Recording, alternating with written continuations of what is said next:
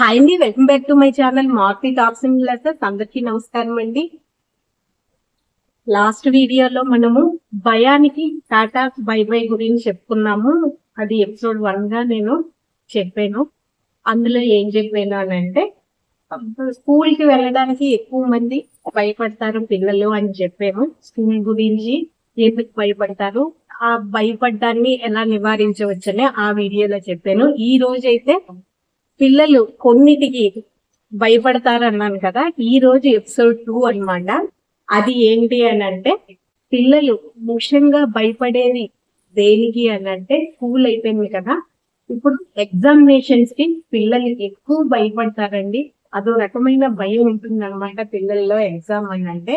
మరైతే ఆ ఎగ్జామినేషన్ భయాన్ని మనం ఎలాగా తగ్గించవచ్చు, అసలు ఎగ్జామినేషన్ అంటే ఎగ్జామ్ ఫియర్ పోవాలి అని అంటే ఏం చేయాలి, ఎలా తగ్గించుకోవాలి, అసలు ఎందుకు ఎగ్జామ్ ఫియర్ ఉంటుంది పిల్లల్లో అన్న దాని గురించి ఈ ఎపిసోడ్ 2 లో తెలుసుకుందాము.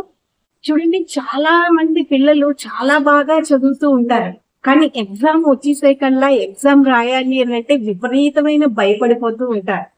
అమ్మో ఎగ్జామా అనుకుంటూ చాలా భయపడిపోతూ ఉంటారు. పోనీ వాళ్ళు చదవలేని పిల్లలా అంటే కాదు, బాగా చదివే పిల్లలే, కానీ వాళ్ళకి ఎగ్జామ్ అంటే గొప్ప ఫియర్ అన్నది ఉంటుందన్నమాట. వాళ్ళకి వచ్చిందే ఉంటుంది ఎగ్జామ్ లో, కానీ రాయలేకపోతారు ఆ భయం వల్ల.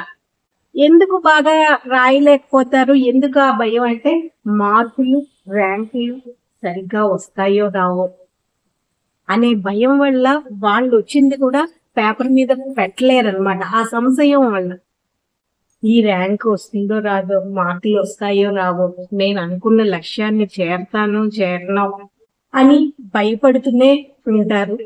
ఇలాంటి ఫియర్ ఉన్న వాళ్ళు అన్ని ప్రశ్నలు వచ్చినవే అయినా సరిగ్గా సమాధానాలు అయితే రాయలేరు అనమాట.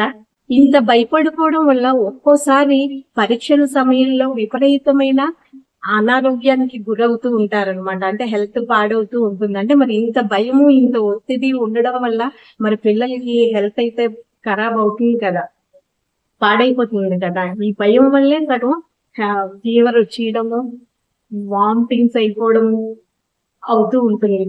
మనమే పెద్దవాళ్ళమే కొంచెం కంగారు, ఏదైనా ఒత్తిడిగా భయంగా దేనికైనా భయపడుతూ ఉంటే మనకి అలాగే ఉంటుంది కదా, మన హెల్త్ అయితే అప్సెట్ అయిపోతుంది. మరి చిన్నపిల్లలు అంటే వాళ్ళకి ఎంత కంగారు ఉంటుంది, ఎంత భయం ఉంటుంది, ఎంత హెల్త్ అప్సెట్ అవుతుంది కాదంటారా. ఈ భయం వల్లే అనారోగ్యానికి గురయ్యి ఎగ్జామ్ అన్నది బాగా రాయరనమాట. పిల్లల్లో ఇవి ఎక్కువగా ఎగ్జామినేషన్ భయాలు అన్నవి ఈ విధంగా ఉంటాయి.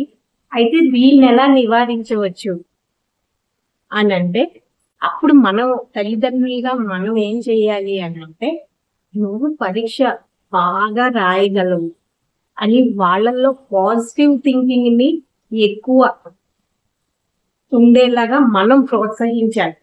తల్లిదండ్రులైనా ట్యూషన్కి వెళ్ళే, మనం పిల్లల్ని ట్యూషన్ పంపిస్తాం కదా, ఆ టీచర్స్ అయినా స్కూల్లో టీచర్స్ అయినా ఈ విధంగా వాళ్ళని ప్రోత్సహించాలన్నమాట. నువ్వు ఎగ్జామ్ బాగా రాయగలవు, వచ్చిందే కదా, ఎందుకు రాయలేవు అని రకరకాల ఉదాహరణలు చెప్పి, రకరకాల కథలు చెప్పి వాళ్ళని పాజిటివ్ వేలోకి తీసుకెళ్ళాలి. నువ్వు రాయగలవు అనేలాగా చేయగలగాలి.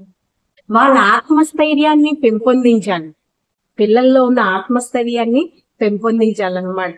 ఇది క్లాస్ టీచరే అవ్వచ్చు, ట్యూషన్ టీచరే అవ్వచ్చు, ఇంట్లో తల్లిదండ్రులే అవ్వచ్చు. అవసరమైతే కౌన్సిలింగ్ సైకాలజిస్ట్ ని చూపించి వారి సహాయాన్ని మనం తీసుకోవాలన్నమాట. ఇందులో తప్పేమీ లేదండి.